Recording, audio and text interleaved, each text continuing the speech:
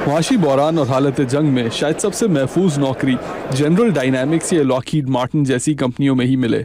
General dynamics वो company है जिसने F-16 तैयारा बनाया और लॉकहीड मार्टिन दुनिया में दिफाई ठेकों के लिहाज से सबसे बड़ी कंपनी मानी जाती है। एक चीज़ जिस पर पेंटागन को तनकीद का निशाना बनाया गया वो थे नो बिड कॉन्ट्रैक्ट्स, यानी जदीद असला बनाने वाली इन कंपनियों को मुंह मांगी कीमत पर ठेके देना। सेंटर फॉर पब्लिक इंटेग्रिटी की एक इन्वेस्टिगेटिव रिपोर्ट में सन 2001 से लेकर अब तक इन नो बिड कॉन्ट्रैक्ट्स में 3 गुना इजाफा देखने को आया है। प्रेस टीवी की एक रिपोर्ट के मुताबिक सन 2003 में 50 अरब डॉलर के नो बिड कॉन्ट्रैक्ट्स दिए गए थे। आज सन 2011 में इन ठेकों की लागत बढ़ के 140 अरब डॉलर हो चुकी है। जॉन ग्लेसर का ताल्लुक एंटी वॉर नामी इदारे से है। सबसे ज्यादा मुनाफा कमाने वालों में मिलिट्री इंडस्ट्रियल कॉम्प्लेक्स की वो कंपनियां हैं जैसे लॉकहीड मार्टिन, हैलिबर्टन, बोइंग। इस किस्म की कंपनियां तवील जंगों से बहुत मुनाफा कमाती हैं, जैसा कि अफगानिस्तान की जंग। वाशिंगटन पोस्ट की रिपोर्ट के मुताबिक सन 2009 के आखिरी 3 महीनों के मुकाबले में सन 2010 के आखिरी 3 महीनों में लॉकहीड मार्टिन के कुल मुनाफे में 19% इजाफा हुआ। सन 2009 में अक्टूबर से लेकर दिसंबर तक लॉकहीड मार्टिन ने 82 करोड़ 70 लाख डॉलर कमाए थे।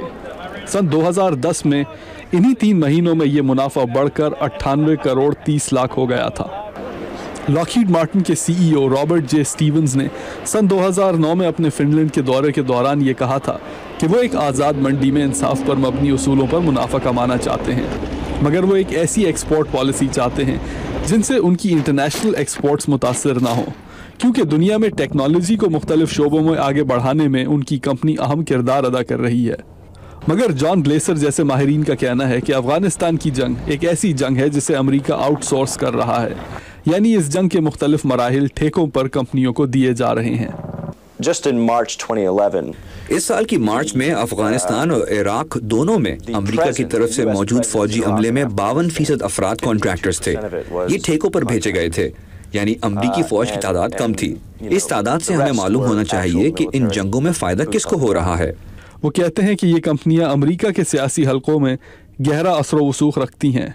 बहुत से जंगी तैयारों के मुख्तलिफ पुर्जे अमेरिका की मुख्तलिफ रियासतों में इसी वजह से बनाए जाते हैं। यानी जब भी इन कंपनियों के ठेकों को रोकने की बात होती है तो अमेरिका भर में लोगों की नौकरियां ख़त्म होने लगती हैं। इसी वजह से कोई भी अवामी नुमाइंदा इन कंपनियों के खिलाफ खड़ा नहीं हो सकता। जॉन ग्लेसर कहते हैं कि जब जंगों में ड्रोन हमले बढ़ने लगते हैं तो वो भी इसी बात की अलामत होती है कि फौजी ठेके बड़ी तादाद में कंपनियों को आउटसोर्स किए जा रहे हैं। इस वक्त अफगानिस्तान और पाकिस्तान में ड्रोन हमले हो रहे हैं। यमन और सोमालिया में भी ये शुरू हो चुके हैं और लिबिया में भी।